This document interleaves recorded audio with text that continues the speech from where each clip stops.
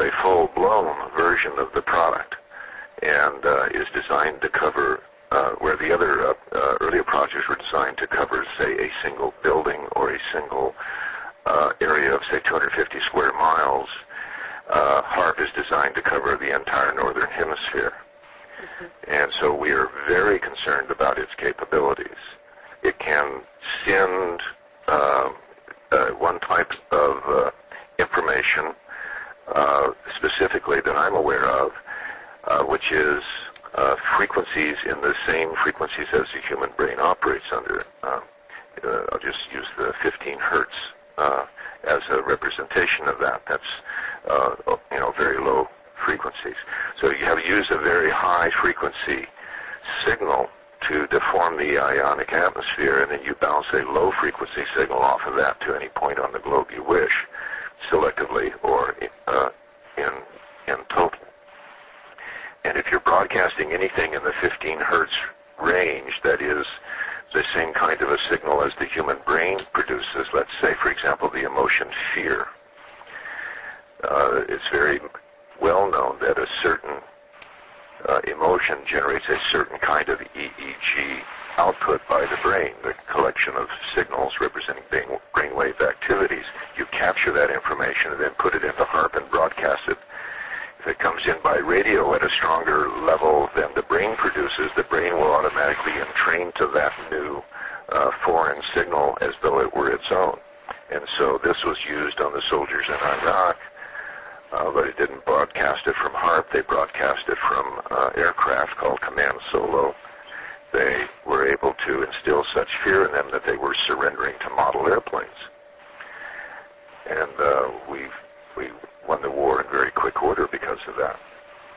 They've also, the Air Force has also admitted, by the way, of using that in elections in Bosnia to make sure that the right faction won that election.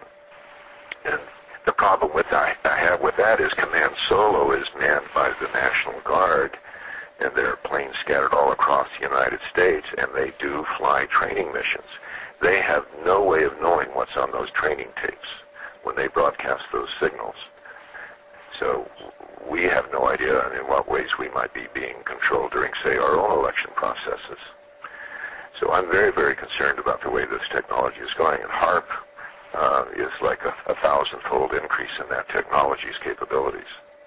Yeah, well, it's definitely being used for negative purposes, killing people and leaving no trace, torturing people in their own homes, who a lot of people that I talk to are very good citizens. They've really never done anything. Some are pastors. I mean, some are just family-oriented people who, were housewives who had children and families. So it's being used for a lot of wrong, I think. I don't see anything good really coming out of it that I would stand up and say, hey, this is great. To me, it is all a controlling factor to get us to fall into place, to be sheep, following sheep, and we're going to be at the mercy of those over us. And that brings me to my next question. You had mentioned a forming government. A new government's coming in, it's forming, it's still kind of secretive. What is the red list, the blue list, and the green list? Well, in a way that is kind of an urban legend or a myth, but there's been a lot of anecdotal evidence that would suggest that it is a real thing. I'm aware of one former intelligence community operative who has since turned activist. I believe he is now also dead under mysterious law enforcement intervention. But he was, to my knowledge, the first person that had offered anything that was at all concrete about the existence of these lists, and not concrete enough that we can say absolutely it's true, but it gave some support for their existence. The notion is this, that there are three principal lists, and you're either in very bad shape or very good shape. You're on the list. The red list is for people who are to be collected and exterminated, Nazi oven style or similar. And in case that seems completely impossible, I put it to you. The United Nations requires the United States to destroy all of its military arsenals with biowarfare and all of our old gas weapons and such. And we want to do that stuff, get rid of that stuff anyway, because it's so old, it's extremely volatile and dangerous. So we have across the country 3 different locations where we have constructed plants that are going to incinerate these in a safe fashion. Interesting thing about that is we are required to do this within a certain time frame. I think it was originally 12 years. And we built plants, 3 of them now, mind you, each with the capacity to do the entire job all by themselves in the space of something like 2 or 3 years. Why such overcapacity? And what are they going to be used for? These are billions of dollars worth each. What are they going to be used for once they get rid of the stuff? So we would have a place to get rid of them, and nobody would be the wiser. So there could be a red list. And then the blue list are people who would probably simply be incarcerated in detention camps. These are people who are less dangerous, perhaps family members or other confidants of people who are on the red list. And then the green list, I believe what the green list would be fascist wannabes, people that can be trusted to be put into positions of power and leadership to make sure the rest of us felt like we were being looked after. And, if you remember the TV series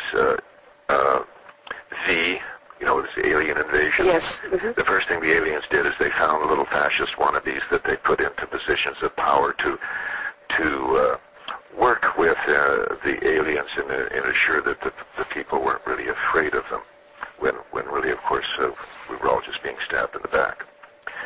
So that's the kind of thing that fascist governments generally do, is they find people who think that they're special, and they gladly do whatever they're asked in order to get that little taste of power, and of course other rewards.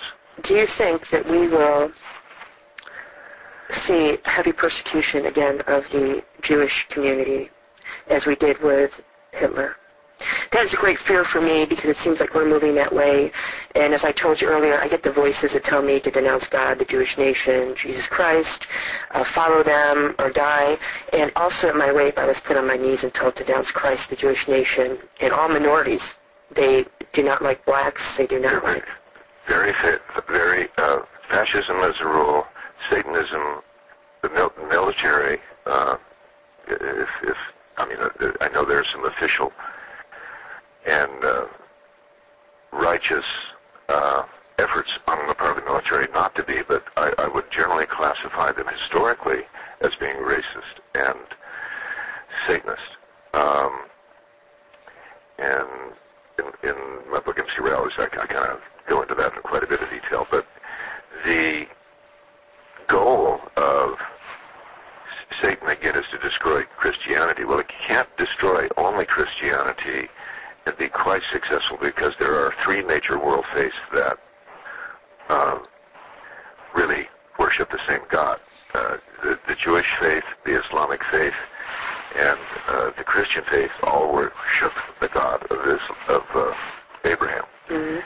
And so if you look at Albert Pike, who was a very high Satanist and the head of the Masonic Empire during the time of the Civil War, and shortly thereafter, he wrote Morals and Dogmas, which is their Masonic Bible, if you will, and deep within it, the kind of stuff that the average Mason has no understanding of, he's not allowed to read it,